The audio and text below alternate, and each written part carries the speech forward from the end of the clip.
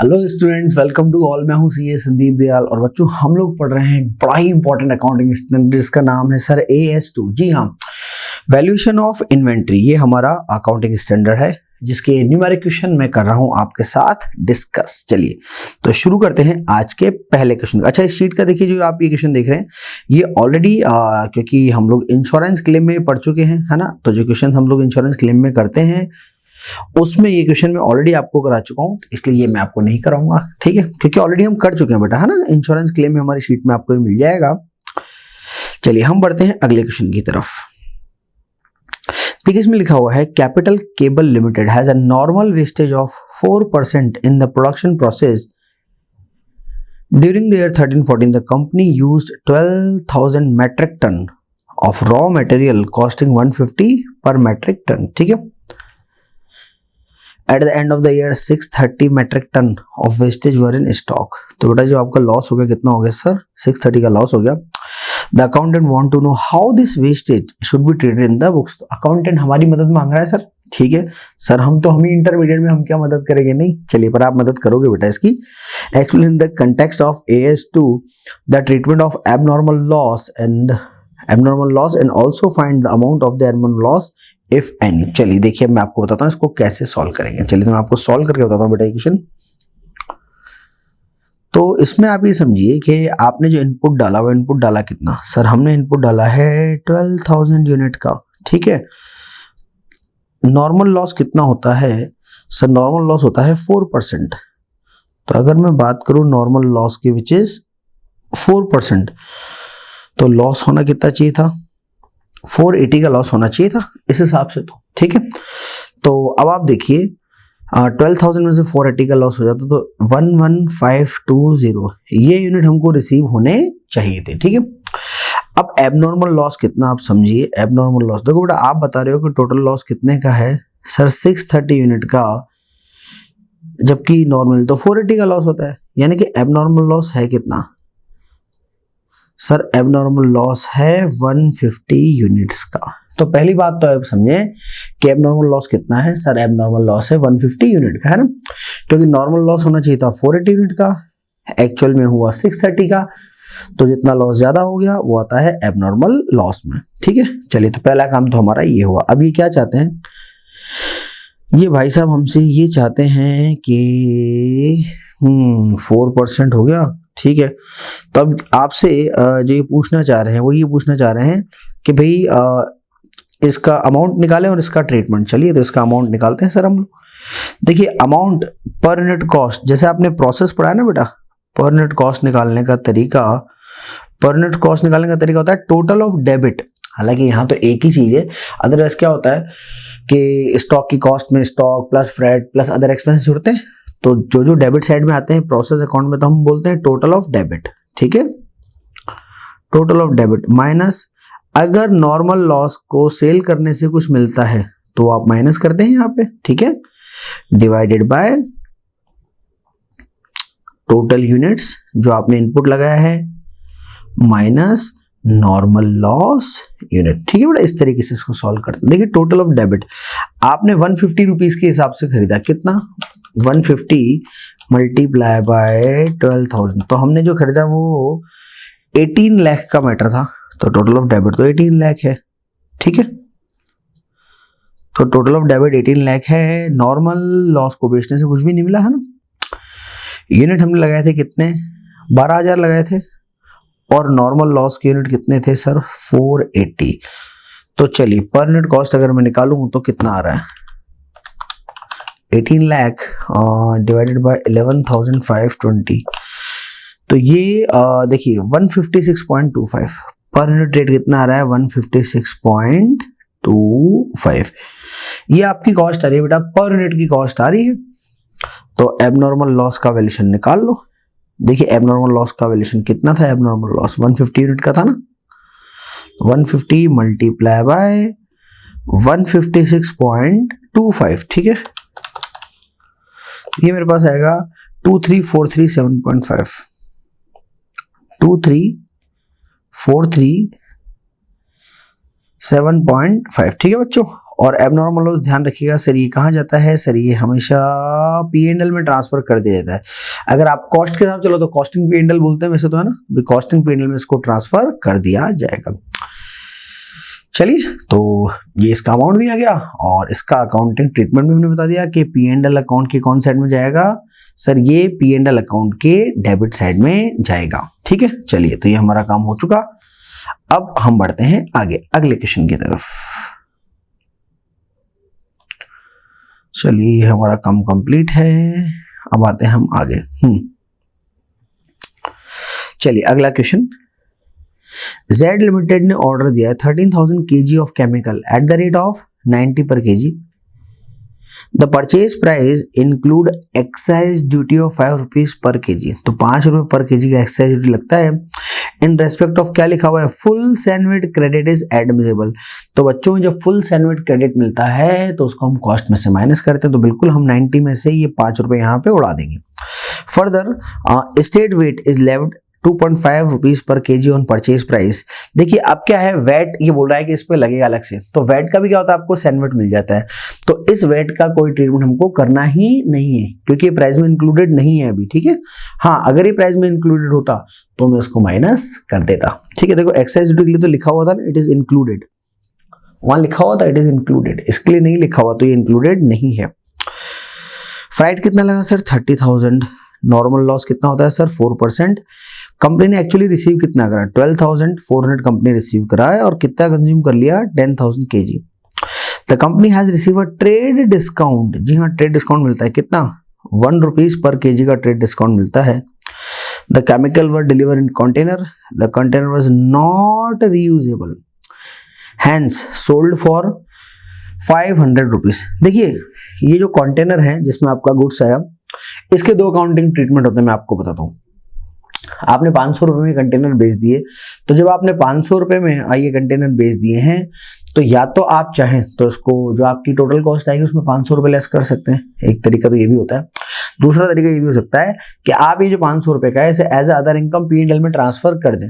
तो अगर आप एज अदर इनकम से P&L में ट्रांसफर कर देंगे तो फिर उस केस में ध्यान रखिए यहाँ पर इसका कोई ट्रीटमेंट अलग से नहीं किया जाएगा। आप दोनों में से जो भी एज्यूम करें वहां पर एग्जाम में अपना जो एजम्पशन है वो क्लियर जरूर करके आएंगे। ठीक है, एडमिन एक्सपेंस कितना लगता है सर, एडमिन एक्सपेंस लगता है 10,000। Compute the value of inventory and allocate the material cost as per AS2।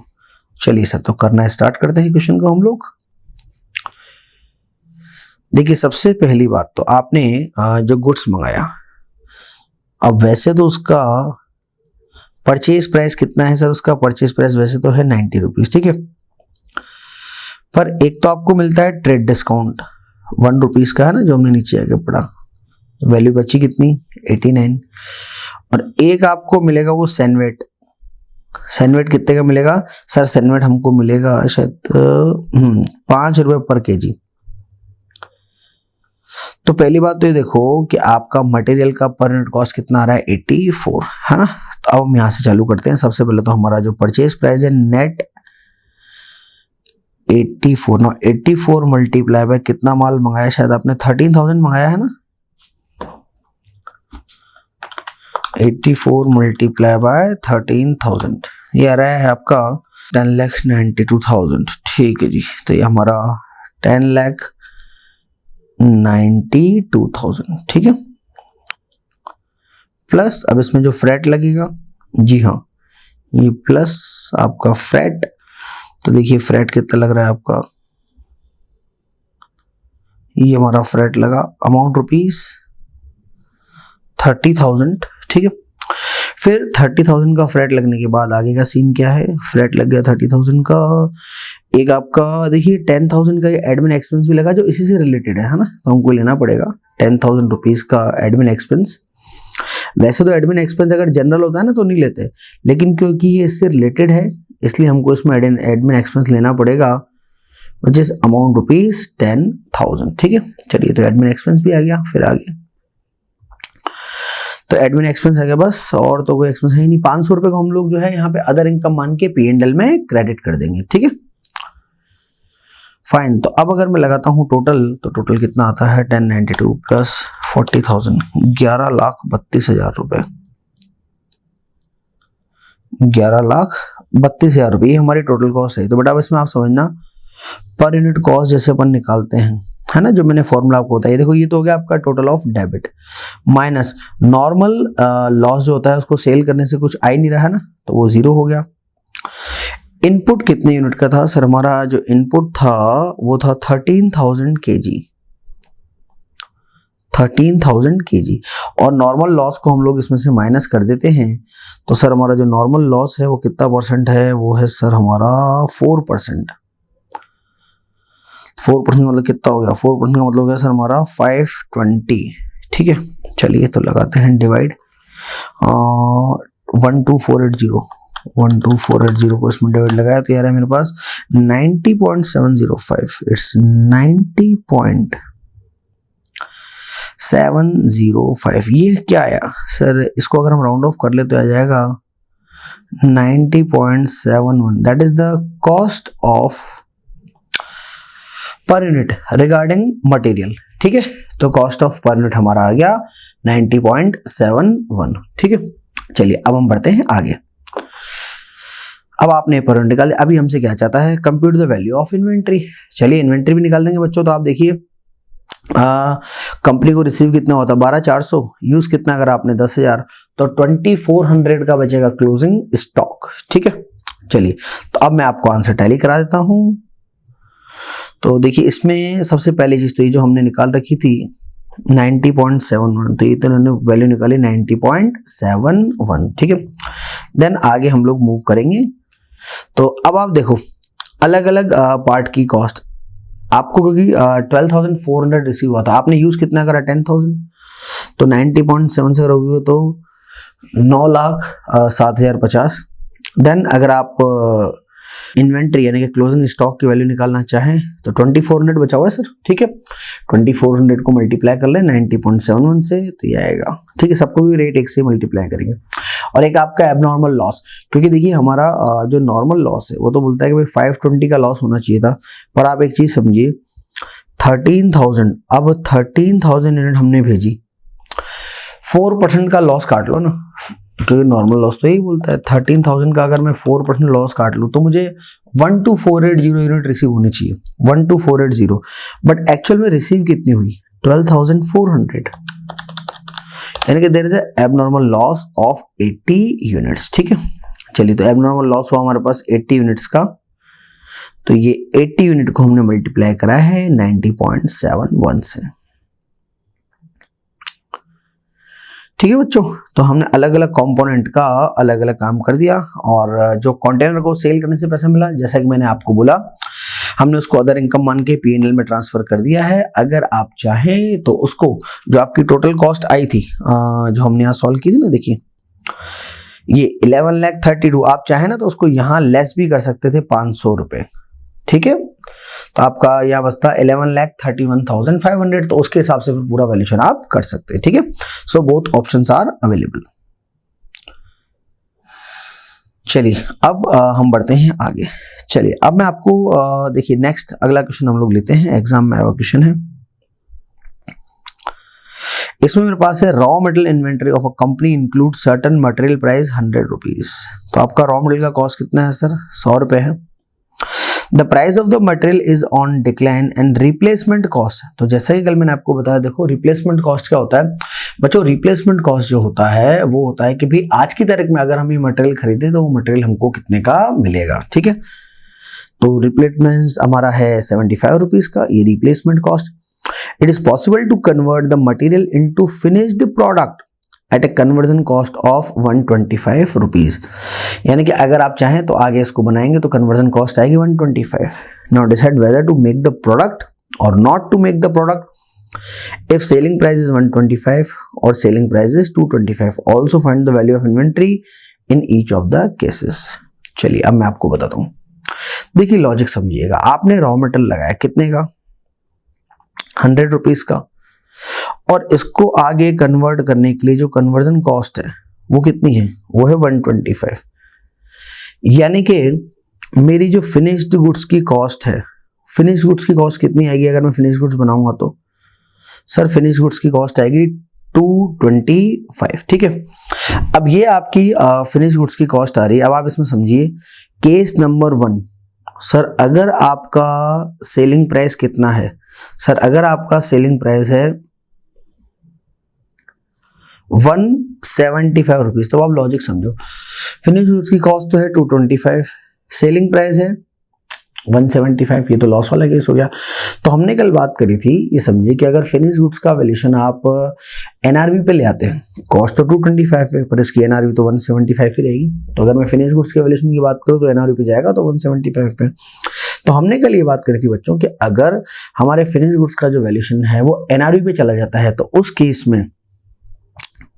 में रॉ मटेरियल का वैल्यूएशन हम कैसे करते हैं, हम करते हैं कॉस्ट और एनआरवी। और मैंने कल आपको बोला था कि रॉ मटेरियल के लिए एनआरवी का मतलब क्या होता है, रिप्लेसमेंट कॉस्ट होता है ना। आप लास्ट वाली वीडियो में जाके देख सकते हैं, विच एवर इज लेस पर हमको वैल्यूएशन करना पड़ेगा। तो आप देखिए अगर सेलिंग प्राइस 175 है तो मैं रॉ मटेरियल का वैल्यूएशन कैसे करूँ। रॉ मटेरियल की कॉस्ट तो कितनी है सर, रॉ मटेरियल की कॉस्ट तो है 100 एंड उसका जो रिप्लेसमेंट कॉस्ट है वो कितना है सर, रिप्लेसमेंट कॉस्ट है 75। तो बच्चों अगर आपके फिनिश गुड्स का, चलिए मैं कलर चेंज करता हूं उसमें, अगर आपके फिनिश गुड्स का सेलिंग प्राइस 175 रहेगा तो ये कॉस्ट से कम है, इसीलिए इस वाले केस में तो मैं रॉ मटेरियल का वैल्यूएशन कितने पे करूंगा सर, मैं रॉ मटेरियल का वैल्यूएशन करूंगा 75 रुपीज पर, ठीक है। लेकिन अगर केस नंबर 2 में हम चलें, केस नंबर 2, देखिए बेटा केस नंबर 2 में आपका सेलिंग प्राइस कितना है सर, केस नंबर 2 में हमारा जो सेलिंग प्राइस है वो है 225 रुपीज। और आप देखो आपने अभी भी ऊपर फिनिश गुड्स का अगर बनाने का कॉस्ट निकाला वो भी कितना निकाला, 225 ही निकाला ना। तो अगर फिनिश गुड्स का सेलिंग प्राइस 225 है और फिनिश गुड्स का कॉस्ट भी कितना है 225 ही है ना, यानी कि फिनिश गुड्स का वैल्यूएशन तो 225 पे ही रहेगा। तो हमने कहा कि अगर फिनिश गुड्स का वैल्यूएशन 225 पे ही रहेगा तो उस केस में फिर हम लोग रॉ मटेरियल को कॉस्ट पे वैल्यूट करेंगे और हमारे रॉ मटेरियल की कॉस्ट कितनी है, अमाउंट ₹100, ठीक है। चलिए तो ये हमने क्या करा सर, ये हमने दोनों केसेस में वैल्यूएशन क्राइटेरिया निकाल लिया कि किस जगह पे वैल्यूएशन किस तरीके से किया जाना चाहिए, ठीक है। चलिए तो बढ़ते हैं हम लोग आगे।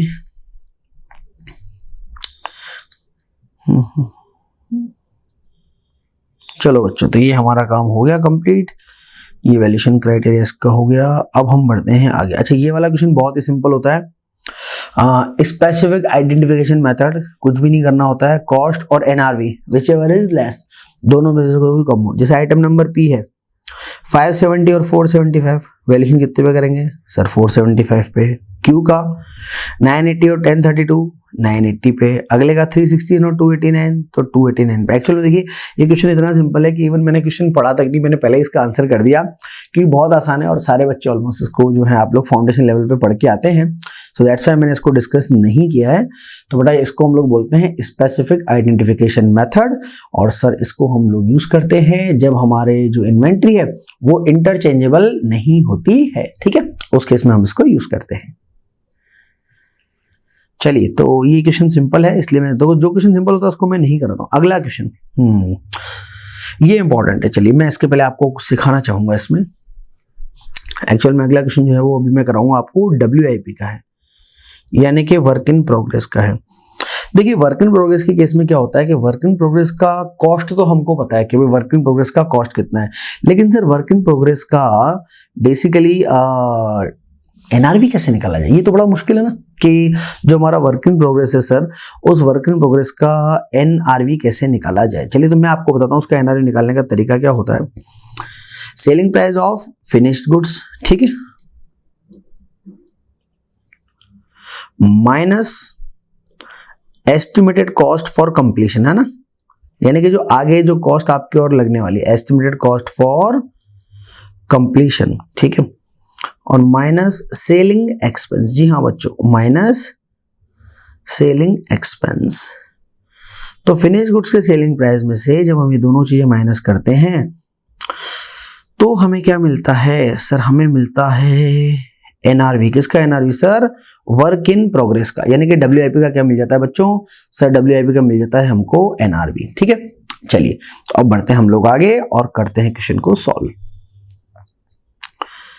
On 31st March 13, a business firm finds the cost of, देखो क्या लिखा हुआ है, partly finished unit on that date। कितना है? 530। partly finished। The unit can be finished in 13-14 by additional expenditure of 310। 530 रुपए लग चुके हैं, 310 रुपए और लगेंगे अगर आप इसको कंप्लीट करना चाहते हैं तो। Finish units can be sold for 750। तो जब आप फिनिश गुड्स बना भी लेंगे तो 750 में बिक जाएगा। Subject to payment of 4% brokerage, यानी कि उसके इसमें आपको ब्रोकरेज भी देनी, कितनी? 4% ब्रोकरेज देनी पड़ेगी बेचने पे। The firm seeks your advice regarding the amount at which unfinished units should be valued. तो बोल रहे हैं कि भाई डब्ल्यूआईपी का वैल्यूएशन हम लोग किस तरीके से करें, एक तो इसमें आप हमारी मदद करें, ठीक है, एंड द डिजायरेबिलिटी और otherwise to producing the finish goods. और बोल रहा है कि भाई फिनिश गुड्स आगे बनाना चाहिए या नहीं बनाना चाहिए। चलिए अब अगर हम क्या करें, हम इसका एनआरपी निकालें डब्ल्यूआईपी का, तो ये गुड्स कितने में बिकेगा? सर ये गुड्स बिकेगा हमारा, कलर चेंज करें, चलिए सर ये गुड्स बिकेगा हमारा 750 में। और एस्टिमेटेड कॉस्ट ऑफ कंप्लीशन कितना है? देखिए, देखो जी एस्टिमेटेड कॉस्ट ऑफ कंप्लीशन, अच्छा अभी तक तो कितने लग चुके हैं? 530 लग चुके हैं, 310 और लगने हैं। Very good. 750 में बिकना है, 4% ब्रोकरेज। ठीक है, एस्टिमेटेड कॉस्ट जो लगेगी वो 310 और लगेगी, और सेलिंग एक्सपेंस 4%, ये सेलिंग प्राइस पे लगता है, ध्यान रखिए। कितना हो जाएगा? 30। तो 750 माइनस 30 माइनस 310, सर ये आ रहा है 410। ठीक है, 410 ये आई है आपके पास एनआरवी ऑफ डब्ल्यूआईपी। जबकि अभी तक डब्ल्यूआईपी पे हमारा पैसा ऑलरेडी कितना लग चुका? सर डब्ल्यूआईपी पे हमारा ऑलरेडी 530 रुपया तो लग चुका है। ठीक है, चलिए तो कॉस्ट और NRV which ever is less, तो वैल्यूएशन तो 410 पे करेंगे। अब इसमें एक बात आती है कि सर आगे क्या इसको हमें प्रोड्यूस करना चाहिए या प्रोड्यूस नहीं करना चाहिए, तो इसको आप सुनिए।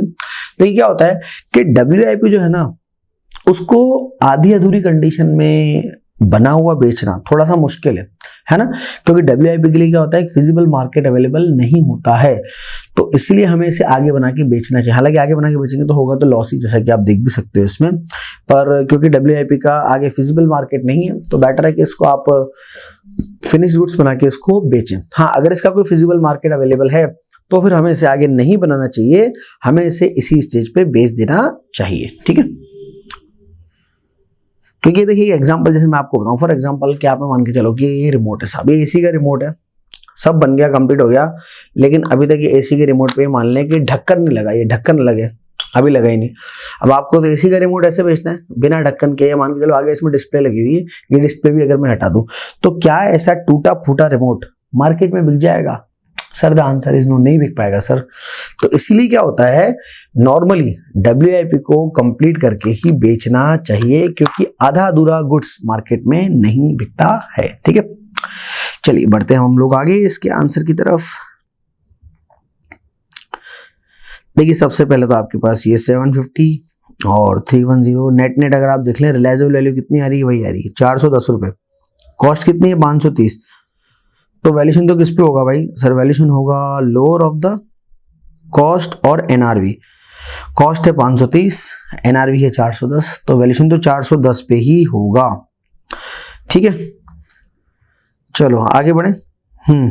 तो अब जैसा कि वो डिसीजन मैंने आपको बताया कि भाई आगे बढ़ के कि क्या हम कोई प्रोडक्शन करना चाहिए या नहीं करना चाहिए, तो आप एक प्रॉपर अजम्पशन के साथ अपना आंसर लिखेंगे कि normally there is no feasible market available for work in progress, so that will be better for us to produce this and make this finished goods and then we should sell it। तो ये इसका answer होना चाहिए। और साथ में भी लिखेंगे if there is feasible market available then it is not desirable to produce it further। क्योंकि लॉजिक आप समझिए, मैं आपको बताना चाहूंगा। देखो बच्चों, WIP में अभी तक आपने बनाया, आपकी कॉस्ट कितनी लग रही है? 530 लग चुकी ना बेटा, और आफ्टर सेपरेशन अभी भी एस्टिमेटेड कॉस्ट कितनी लगनी है? एस्टिमेटेड कॉस्ट 310 रुपये और लगनी है। तो देखा जाए तो WIP की कॉस्ट कितनी पड़ रही है? सर डब्ल्यू की कॉस्ट पड़ रही है 540 रुपये, जबकि अगर मैं एनआरवी निकालूं तो 750 में से 4%, 30 रुपये का ब्रोकरेज कट गया। बिकेगा कितने में? 720 में बिकेगा। तो देखा जाए तो अगर आप इसको बना के बेचेंगे तो कितने का लॉस है?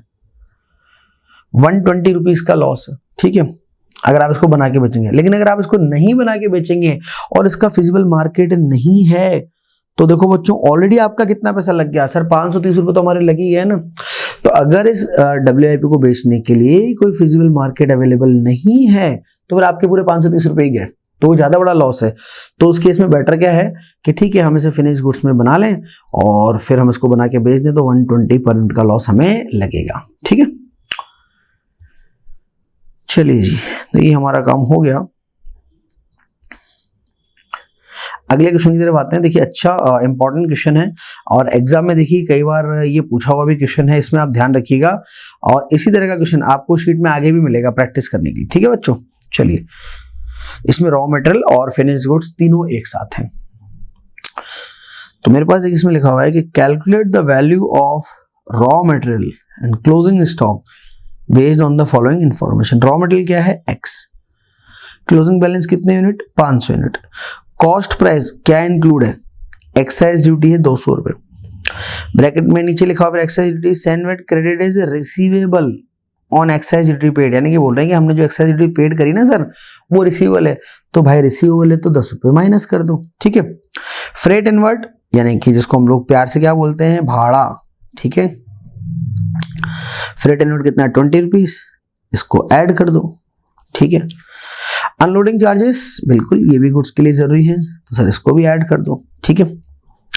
रिप्लेसमेंट कॉस्ट यानी कि आज अगर मैं नया गुड्स खरीदूं तो कितने का मिलेगा? 150 का। तो आप समझिए 200 माइनस 10 190 और प्लस 20 और प्लस 10, यानी कि मेरी जो रॉ मटेरियल है, रॉ मटेरियल की कॉस्ट कितनी आ रही देख लो आप, 200 माइनस 10 और प्लस 20 और प्लस 10, ठीक है। तो सर ये कितना आ रहा है? सर ये आ रहा है आपके पास रॉ मटेरियल की कॉस्ट आ रही है 220, जबकि रिप्लेसमेंट कॉस्ट कितनी है? 150, सस्ता हो गया, ठीक है। आगे बढ़े, आगे है फिनिश्ड गुड्स वाई। देखिए फिनिश्ड गुड्स वाई की कहानी थोड़ी सी पढ़ते हैं। फिनिश्ड गुड्स वाई का क्या सीन है? 1200 यूनिट है और मटेरियल कंज्यूम कितना लगा है? 200 का, करते जाओ प्लस, देन लेबर 60 की, देन डायरेक्ट ओवरहेड 40 का, इन तीनों को तो प्लस करेंगे इसे ही। आगे total fix overhead is 2 lakh and the normal capacity is 20,000 unit. देखिए टोटल ओवरहेड कितना है? 2 लाख का, नॉर्मल कैपेसिटी 20,000। तो थ्योरेटिकल हमने बात करी थी कि हम लोग वैसे भी हमारा जो फिक्स ओवरहेड होता है इसे सर हम लोग नॉर्मल कैपेसिटी पे ही एब्जॉर्ब करते हैं। 2 लाख डिवाइड बाय 20,000 यूनिट, यानी कि फिक्स ओवरहेड जोड़ लो कितने का? 10 रुपए का और जोड़ लो, ठीक है साहब। चलिए सर बड़ी अच्छी बात बताते हैं आप तो। हाँ बेटा बहुत अच्छी बात बताते हैं हम लोग। Calculate the value of closing stock when NRV of the finish goods 400 रुपए, एनआरवी ऑफ फिनिश गुड्स 300 रुपए। चलो जी, अब फिनिश गुड्स की अगर मैं कॉस्ट निकालूं तो 200, थोड़ा बड़ा करूं क्या फॉन्ट अगर कम नजर आ रहा है आपको? देखो ये देखो 200 प्लस 60 प्लस 40 320, 320 प्लस 10 330 आ रहा है भाई। तो मेरे फिनिश गुड्स की कॉस्ट कितनी आ रही है? 330। तो पहले तो आप देखो दोनों की कॉस्ट समझो। रॉ मटेरियल की कॉस्ट कितनी थी सर? रॉ मटेरियल की कॉस्ट थी 220, फिनिश गुड्स की कॉस्ट कितनी है सर? 330। अब आप समझिए फिनिश गुड्स वाई की मार्केट प्राइस कितनी? 400 रुपए। तो हमने कॉन्सेप्ट पढ़ रखा है भाई कि अगर फिनिश गुड्स जो है उसका एनआरवी उसकी कॉस्ट से अगर ज्यादा चल रहा है तो फिनिश गुड्स भी कॉस्ट पे जाएगा और रॉ मटेरियल भी कॉस्ट पे जाएगा, ठीक है। तो पहले केस का देखो आप सॉल्यूशन, ठीक है। देखो सबसे पहले तो ये इसने रॉ मटेरियल की कॉस्ट निकाल रखी है 220, ये हमने भी आपको निकाल के बताई। फिर उन्होंने वाई का कॉस्ट निकाला 330, ये मैंने आपको निकाल के बताया। अब आगे लिखा हुआ है situation 1, when the NRV of finish goods Y is 400 rupees, ठीक है ना। NRV is greater than the cost of finish goods of Y. तो कॉस्ट कितनी है आपकी? 330, एनआरवी कितनी? 400 रुपए। तो मामला ठीक चल रहा है, प्रॉफिटेबल कंडीशन है, तो कॉस्ट पे वैल्यूएशन करो बेटा, है ना। तो रॉ मटेरियल की 500 यूनिट और रॉ मटेरियल की कॉस्ट कितनी है? 220, वैल्यूएशन 1,10,000। फिनिश गुड्स की यूनिट कितनी है? 1200 और कॉस्ट कितना है? 330, वैल्यू 3,96,000 रुपीज। तो देखिए इन्वेंट्री की टोटल वैल्यू है 5,06,000 रुपीज। तो सर ये 5,06,000 रुपीज आ रहा है when the selling price of Y is more than 330 rupees. ये बात खोपड़ी में आई क्या मेरे को मतलब आपको, मेरे को तो आती है। चलिए सर ये बात हमको समझ में आ गई। तो अब हम अगली बात करते हैं। देखिए अगली बात क्या है, केस नंबर 2 है कि एनआरवी कितना है फिनिश गुड्स का, सर 300 रुपए। ओ चक्कर पड़ गया। देखो एनआरवी 300 रुपए, आपके फिनिश गुड्स की कॉस्ट है 330, और अगर एनआरवी 300 रह गई तो गड़बड़ हो गया। तो ध्यान रखें, जब फिनिश गुड्स का एनआरवी फिनिश गुड्स के कॉस्ट से अगर कम रह जाता है तो फिनिश गुड्स तो एनआरवी पे जाना है जो जाना ही है, रॉ मटेरियल भी कॉस्ट और replacement cost which ever is less पे आ जाता है। ठीक है, चलिए तो अब हम पढ़ेंगे अगला आंसर। ठीक है, तो आओ मेरे प्यारे बच्चों देखते हैं अगला answer. When NRV of the finished goods is 300, NRV is less than the cost of finished goods। तो बेटा NRV और कॉस्ट, NRV कम हो गई ना, घाट, यानी कि हमको नजर आ रहा है फ्यूचर में लॉस लगने वाला है।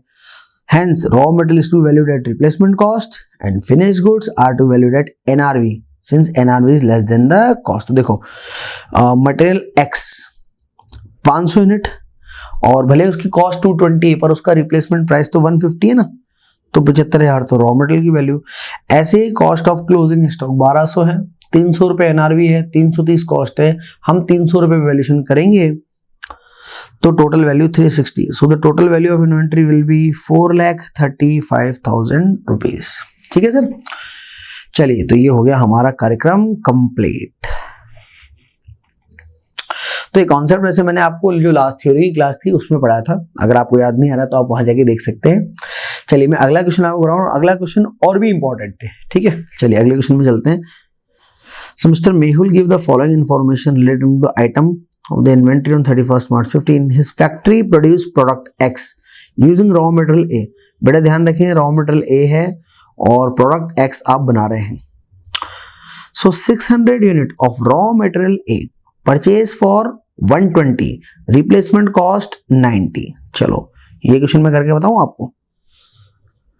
देखिए अगर मैं ए की बात करूं तो ये ए का कॉस्ट और मैं एनआरवी की जगह क्या ले लूंगा, मैं एनआरवी की जगह रिप्लेसमेंट प्राइस ले लूंगा। तो कॉस्ट तो है 120, ठीक है सर, और सर एनआरवी कितना है, सर एनआरवी है 90। ठीक है जी सर, बिल्कुल। अब बढ़ते हैं आगे हम लोग। ये तो बात होगी ए की विच इज रॉ मटेरियल। आगे 500 यूनिट्स ऑफ पार्टली फिनिश। अब भैया पार्टली फिनिश उसका क्या मतलब, सर पार्टली फिनिश उसका मतलब WIP in the process X producing X। The cost incurred till date, अभी तक कितना पैसा लग चुका है, 260 रुपए लग चुका है। This can be finished by the next year incurring additional expenditure of 60। चलिए तो आपका जो WIP है उसका कार्यक्रम कुछ ऐसा है कि उस पे आपके 260 तो लग चुके हैं, है ना, WIP 260 तो लग चुके हैं और एडिशनल और लगेंगे अगले साल, कितने, 60 रुपए और लगेंगे। ठीक है, फिर आगे 1500 of finished product X, total cost आप लगा चुके हैं 320 रुपए, बहुत बढ़िया। एक्सपेक्टेड सेलिंग प्राइस 300 रुपए, बहुत भी अच्छा। चलिए तो हमारा जो फिनिश गुड्स है जिसका नाम है X, उसकी कॉस्ट तो कितनी है भाई 320, उसकी एनआरवी कितनी है 300। चलो जी बहुत अच्छी बात है। तो determine how each item inventory will be valued at 31 March and also calculate the value of inventory. चलिए वन बाय वन चलते हैं बच्चों। देखिए सबसे पहले तो X का मुंडन करें अपन, क्योंकि X ही है सारे फसाद। X का सीन क्या है, X की खुद की कॉस्ट 320 है, एनआरवी कितनी है 300। तो सबसे पहले अगर मैं बात करूं कि यार X का वैल्यूएशन कैसे करेंगे, तो X का वैल्यूएशन तो करोगे आप 300 रुपीज में। फिर हम रॉ मटेरियल A की बात करते हैं। देखिए रॉ मटेरियल A, देखो बेटा जब आपका X ही किस पे आ गया, एनआरवी पे आ गया, हम बोलते हैं कॉस्ट और NRV which ever is less. तो हम देख रहे हैं कि यार जो X है वही हमारा एनआरवी पे आ गया है। तो जब यही एनआरवी पे आ गया है तो रॉ मटेरियल का वैल्यूएशन भी किस पे होगा, NRV which is replacement cost of 90। चलिए जी 90 पे इसका वैल्यूशन होगा। अब वो उस WIP की हम बात कर लेते हैं। मैंने आपको WIP का वो NRV निकालना सिखाया था। कैसे?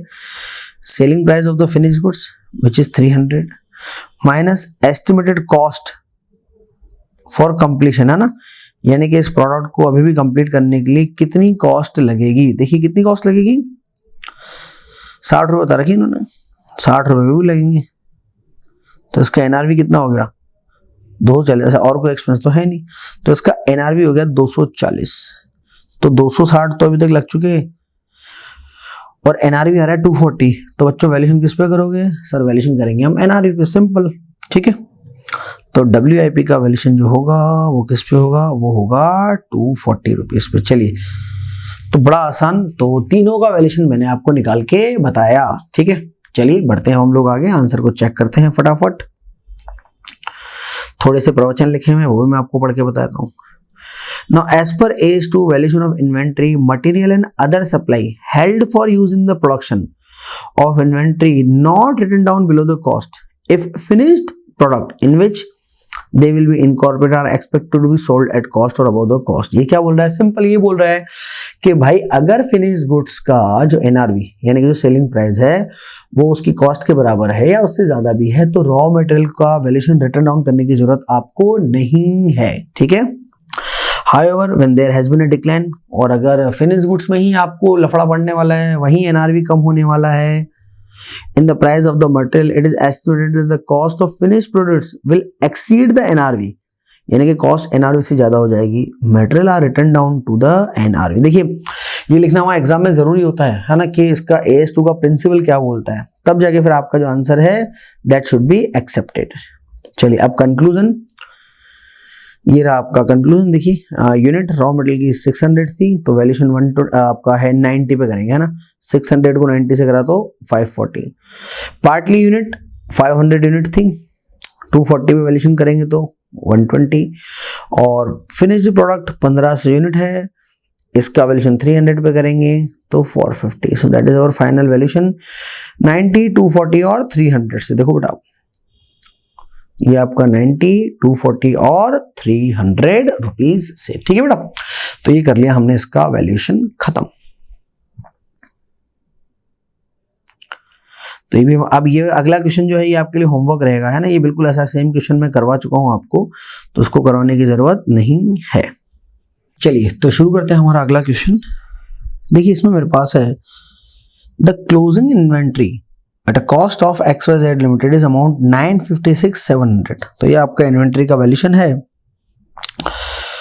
350 shirt which had cost of 380 and normally sold for 750। तो ये बोल रहा है कि इसमें 350 शर्ट्स हैं और जिसकी कॉस्ट 380 है, और आप कितने बेचते हो, उसको 750 में बेचते हो, included in the amount of 9,56,700। तो बोल रहा है कि जो टोटल हमारा इन्वेंट्री है 9,56,700, उसमें कुछ शर्ट्स हैं, 350 शर्ट्स हैं, कॉस्ट 380 का है और बेचते आप कितने पे, उसको 750 में बेचते हो, ठीक है।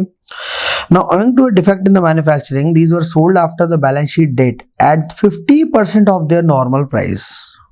आधे रेट में बेचोगे और सेलिंग एक्सपेंस लगेगा, जो लगे वो कितना है, 5% of the profit. What should be the closing value of the inventory. चलिए तो इन्वेंट्री का क्लोजिंग वैल्यूएशन कितना आना चाहिए, तो मैं आपको बताता हूँ कितना आना चाहिए। देखिए NRV निकाले हम, सबसे इंपॉर्टेंट हमारे लिए यही है।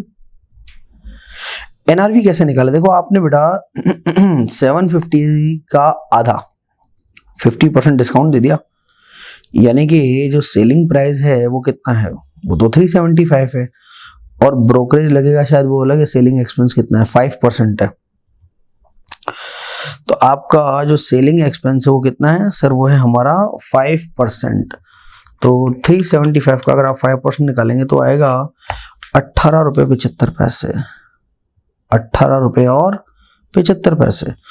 तो 375 में से लेस करा, यानी कि हमारा जो NRV है, नेट रियलाइजेबल वैल्यू शर्ट का, वो कितना है, वो है 356.25। ये ध्यान रखिए। तो ये शर्ट्स का NRV है, जबकि हमने शर्ट्स को तो कॉस्ट पे इंक्लूड कर रखा था ना। कॉस्ट कितनी थी हमारे पास, देखिए शर्ट्स की सर कॉस्ट है 380। तो कॉस्ट तो है 380, लेकिन अब इनका NRV कितना है, सिर्फ 356। तो देखिए पर यूनिट आपको वैल्यू कम करनी पड़ेगी, कितनी, 380 में से 356.25 को लेस करेंगे तो 23 रुपीज एंड 75 पैसा, 23 रुपीज एंड 75 पैसा ये आपको लेस करने पड़ेंगे। और देखिए आपके जो यूनिट्स हैं, कितने यूनिट्स हैं, 350 यूनिट्स हैं, तो 350 यूनिट है, हर एक यूनिट पे इतना लॉस हमको बुक करना है, तो ये वैल्यू कम करनी है, मल्टीप्लाई बाय 350, 8,312.5 राउंड ऑफ कर लेंगे तो 13 रुपए हो जाएगा जी, 8,313 रुपए। तो 8,313 रुपए जो है ये आपको जो इन्वेंट्री का टोटल वैल्यूशन है उसमें से माइनस करने चाहिए, ठीक है। देखिए तो आपके इन्वेंट्री का वैल्यूशन तो है 956,700, देखिए 956,700 और कितना लेस करना चाहिए, 8,313 रुपये लेस करना चाहिए आपको, तो ये इन्वेंट्री का वैल्यूशन आया। देखिए इन्होंने भी वर्किंग नोट बना के निकाल रखा है, 8,313 कैसे आ रहा है, जैसे हम लोग डिस्कस कर रहे थे वही है, ये सेलिंग प्राइस, ये एक्सपेंस, ये एनआरवी 356.25, कॉस्ट है 380, ये है एनआरवी, तो पर यूनिट लॉस कितना हो रहा है सर, पर यूनिट लॉस हो रहा है 23 रुपए 75 पैसे का, तो इस लॉस को आपको करना चाहिए रिकॉर्ड, ठीक है। और टोटल रिकॉर्ड कितना करना चाहिए, 8,313 रुपए का लॉस आपको रिकॉर्ड करना चाहिए। चलिए बच्चों, तो ये हो गया हमारा, तो ये हमने यहाँ पे लेस कर दिया, फाइन। तो देखिए ये अब हम लोगों ने जो कंप्लीट करा है, आज जो हमने डिस्कशन करा है बच्चों, ये हमने डिस्कशन करा है अकाउंटिंग स्टैंडर्ड 2 जो हमारा है वैल्यूएशन ऑफ इन्वेंट्री, तो उसके क्वेश्चंस हमने डिस्कस कर लिए हैं। तो अभी आगे हम लोग फिर और प्रैक्टिस के लिए क्वेश्चंस को देखते रहेंगे। देखिए क्योंकि एएस के क्वेश्चन स्ट्रेट फॉरवर्ड आते हैं, इसमें देखिए पॉजिटिव चीज जो एक समझने के लिए है वो ये है कि इंस्टीट्यूट्स देखिए जो क्वेश्चंस देता है वो मोस्ट ऑफ द टाइम काफी सारे क्वेश्चन हमारे पास रिपीटेड होते हैं, तो ये भी एक तरह का बेनिफिट आप लोगों के लिए है। लिमिटेड क्वेश्चंस होते हैं एएस के लिए और काफी अच्छा वैल्यूएशन एएस का है, ये ध्यान रखिए, बहुत मेजर वैल्यूएशन है, काफी सारा पेपर इसमें से आता है, तो प्लीज अच्छे से सिंसियरिटी से इन चीजों को पढ़ के जाएं। और आगे अगर किसी भी हेल्प की रिक्वायरमेंट हो तो बिल्कुल आप मुझे कांटेक्ट कर सकते हैं। चलिए तो तब तक अपना ख्याल रखिए, हंसते रहिए, मुस्कुराते रहिए। Thank you so much, signing off, this is C Sandeep Dayal, bye bye.